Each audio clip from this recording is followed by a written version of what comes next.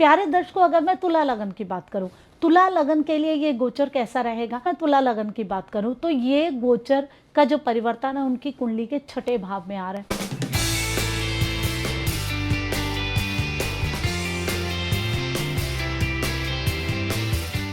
प्यारे दर्शकों, ओम नमः शिवाय कर महादेव।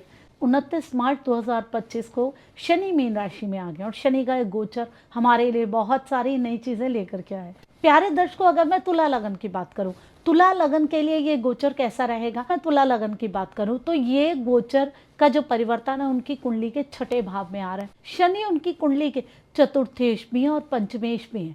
उनकी कुंडली के लिए योगकारक ग्रह, मतलब सबसे ज्यादा बेनिफिशियल, पारस पत्थर की तरह जिस भी चीज को छुएंगे सोना बन जाएगा, वो ग्रह उनका परिवर्तन कर रहा है। चौथे पांचवें का स्वामी होकर के वो छठे में आ गया।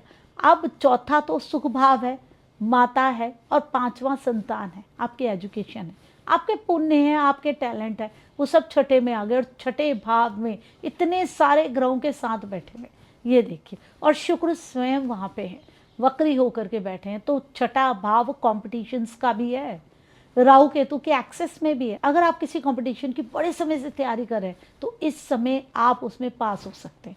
अगर आप विदेश के लिए किसी कंपटीशन की तैयारी कर रहे हैं, क्योंकि राहु केतु का एक्सेस है, वहां भी आप उस कंपटीशन को क्रैक कर सकते हैं। छठा भाव आपके संघर्षों का है, आपकी मेहनत का है। आपको मेहनत से वो सारी चीजें मिलने वाली है जो आप करना चाहते हैं। लेकिन शुक्र यहाँ पे वक्री है, नीच भंग राजयोग बना रहे हैं नीच के बुध के साथ। अब देखिए, अगर आपने आलस किया, आपने सोचा अभी नहीं करना, बाद में कर लेता हूँ, क्या ज़रूरत है, कल कर लूँगा, ये तो यही है, तो चीज़ें आपके हाथ से निकल जाएंगी, फिर आपको प्रॉब्लम हो जाएगी। आपको उस चीज़ का फ़ायदा लेना है, वक्री ग्रह के नेगेटिव इफेक्ट को नहीं लेना है। आपको क्या लगेगा, सारी चीज़ें मेरे हाथ में ही हैं, मैं जैसे चाहे वैसे कर लूँगा। नहीं, वैसे नहीं करना है। आपको जैसे ही मौका मिले अपने कामों को कर लीजिए, टाल मटोल नहीं कीजिए, नहीं तो आपके काम रुकेंगे।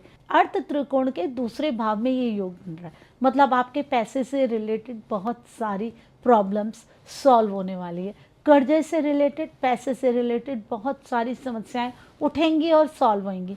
शनि आपके पंचमेश भी है, आप बच्चों से रिलेटेड कर्जा ले सकते हैं। 18 मई तक जो समय आ रहा है, राहु वाला जो समय आ रहा है, वो उलझाने वाला है। आप अपने बारे में सोचेंगे, अपनी पढ़ाई के बारे में सोचेंगे, अपनी संतान के बारे में सोचेंगे।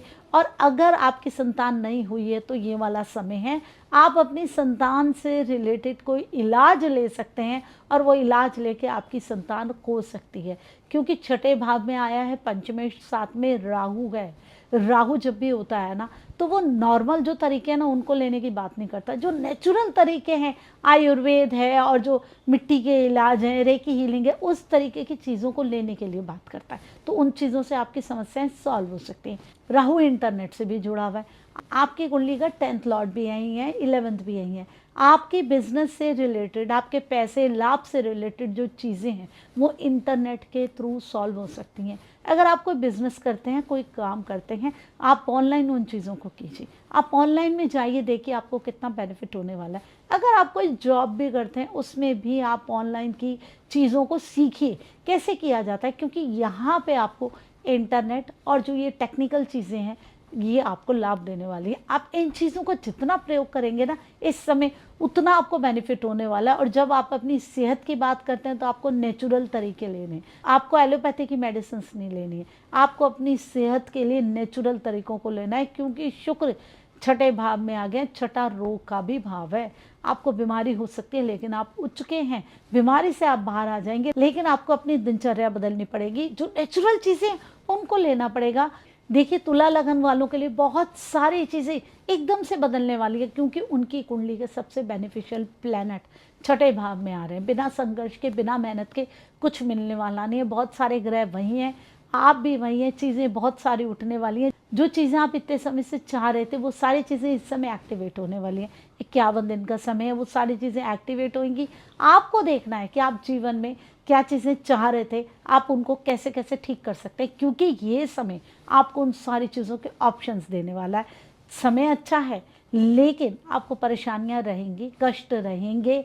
छठा भाव कष्टों का है, उलझने आएंगी, कष्ट भी रहेंगे, आपको उनसे बाहर निकलना है। सिर्फ अगर आप डरते ही रहे, नहीं ये वाला योग तो मेरे छठे भाव में बन रहा है, लड़ाई झगड़े कर्जे के भाव में बन रहा है, मैं क्या करूँगा, बस इस भाव से आपने हटना है, क्योंकि शुक्र उच्च के होके भी वक्री है। आपको टालम टोल नहीं करनी, डरना नहीं है, आप अपनी हाई एनर्जीज में हैं, उसी में ही रहना है, पॉजिटिव रहना है, स्टेबल रहना है। फिर देखिए चीज़ें कैसे बदलती हैं। 18 मई तक बहुत कुछ आपके जीवन में बदल जाने वाला है। छठा भाव आपका एक्टिवेट हो रहा है, बहुत सारी चीज़ें, बहुत सारे संघर्ष आपके जीवन में आने वाले हैं, लेकिन ये आपके लिए अल्टीमेटली पॉजिटिव ही दे करके जाएंगे।